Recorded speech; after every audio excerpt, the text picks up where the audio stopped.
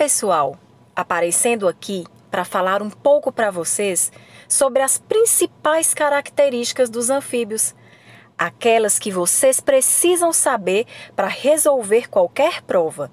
Por isso, se liguem nas dicas de hoje.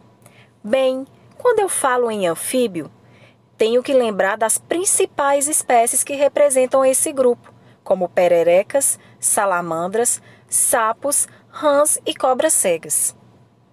Um detalhe importante que vocês não podem esquecer é com relação ao significado do nome anfíbio. Anfi significa dupla, bio significa vida, ou seja, animais de dupla vida. Isso faz referência aos dois estágios de vida que os anfíbios podem ter. Uma fase larval, onde eles vivem dentro da água, e uma fase terrestre, onde eles vivem na terra. Apesar de que eles foram os primeiros animais a conquistarem o ambiente terrestre, mas dependem da água para a reprodução.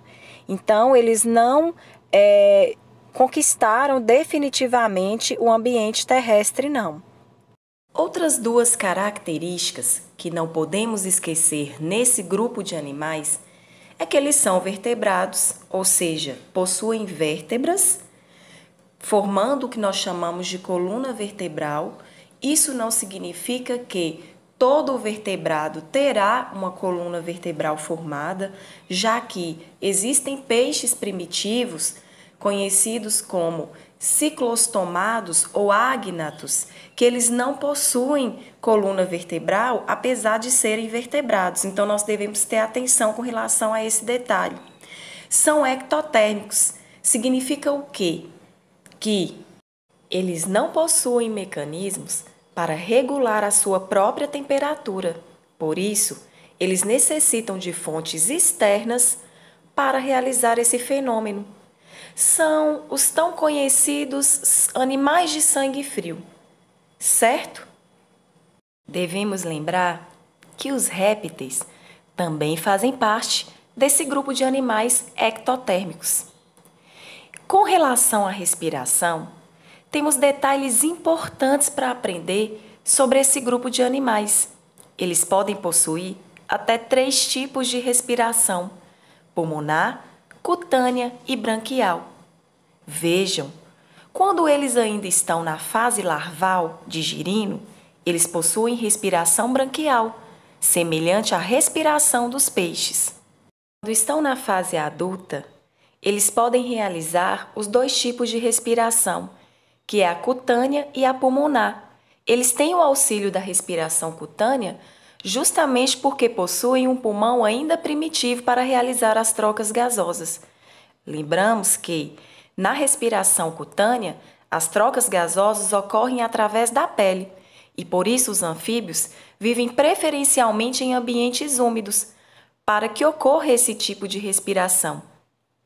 Com relação à reprodução, a maioria dessas espécies realiza fecundação externa e necessitam da água para que esse processo aconteça. Nesse caso, a fêmea libera os óvulos na água ou próximo à água, em pedras, em folhagens que estão ali próximo. O macho libera os espermatozoides, os ovos são formados e aí vem a importância desses animais também viverem em ambientes úmidos para evitar o ressecamento dos ovos, já que eles não possuem casca. E logo após esse período, já começa a fase de metamorfose que acontece também nesse grupo de animais. Nesse desenho, eu usei como exemplo os sapos. Vejam que após a produção dos ovos, existem as mudanças de fases, como vocês estão vendo.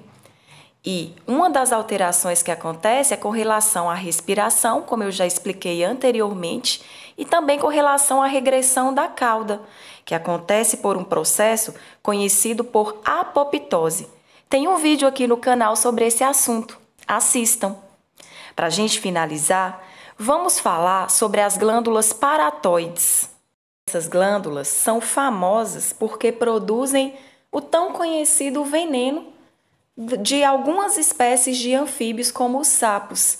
Então, é um sistema de defesa desses animais. Quando eles são abocanhados Pelo predador, eles liberam o veneno através dessas glândulas paratoides. Bem, pessoal, é isso que eu queria passar para vocês. Valeu e até a próxima! Ah, não esqueçam de compartilhar o meu trabalho e de se inscreverem aqui no meu canal.